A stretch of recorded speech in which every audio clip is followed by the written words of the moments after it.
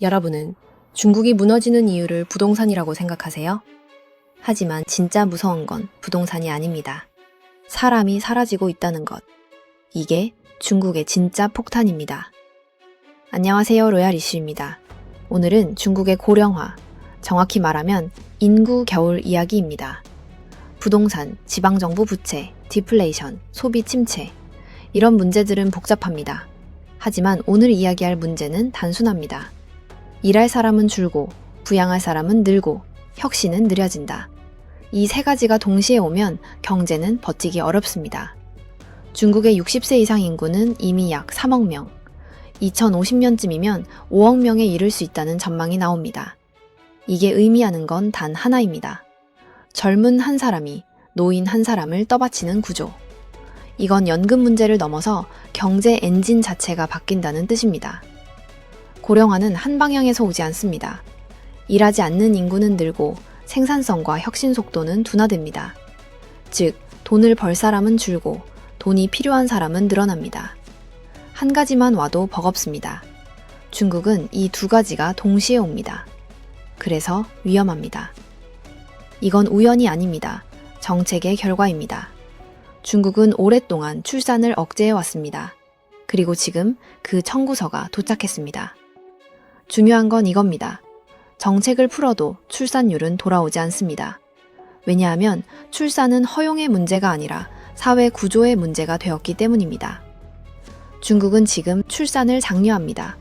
보조금도 주고 혜택도 늘립니다. 하지만 사람들은 아이를 낳지 않습니다. 이유는 간단합니다. 아이를 적게 낳고 한 명에게 모든 자원을 몰아 경쟁에서 살아남게 해야 하는 구조. 여기서 아이를 더 낳는 순간 교육비, 주거비, 커리어에서 바로 밀립니다. 그래서 사람들은 이렇게 말합니다. 내가 포기하면 우리 아이가 밀린다. 이게 출산율을 되살리지 못하는 진짜 이유입니다. 중국이 꺼내낸 다음 카드는 정년 연장입니다.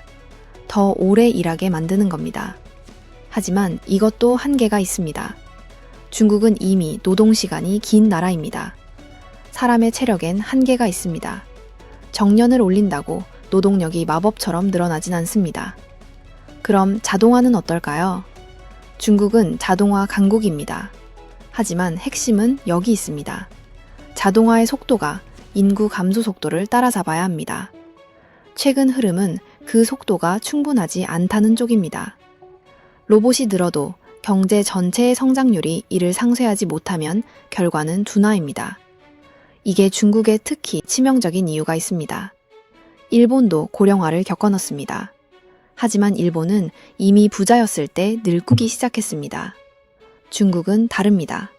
중국은 부자가 되기 전에 늙고 있습니다. 이건 국가에게 가장 위험한 시나리오입니다. 중국의 미래를 결정하는 건 부동산 차트가 아닙니다. 젊은 인구의 숫자, 가정의 선택, 아이를 낳아볼 수 있는 사회 구조입니다. 그리고 이 문제는 정책 하나로 해결되지 않습니다. 이건 시간과 구조의 전쟁입니다. 그래서 중국이 지금 공격적으로 움직이는 이유, 대만 문제까지 포함한 전략적 계산도 이 시간표와 무관하지 않습니다. 강할 때 움직이려는 겁니다. 약해진 뒤엔 선택지가 줄어드니까요. 중국의 진짜 위기는 부동산이 아니라 인구 구조입니다. 이 위기는 갑자기 터지지 않습니다. 조용히, 하지만 돌이킬 수 없게 경제의 뼈대를 갉아먹습니다. 지금 중국에서 벌어지는 건 단순한 위기가 아니라 위기의 카운트다운일지도 모릅니다. 그렇다면 우리나라는 이 흐름을 뵈서 예외일 수 있을까요? 지금까지 로얄 이슈였습니다.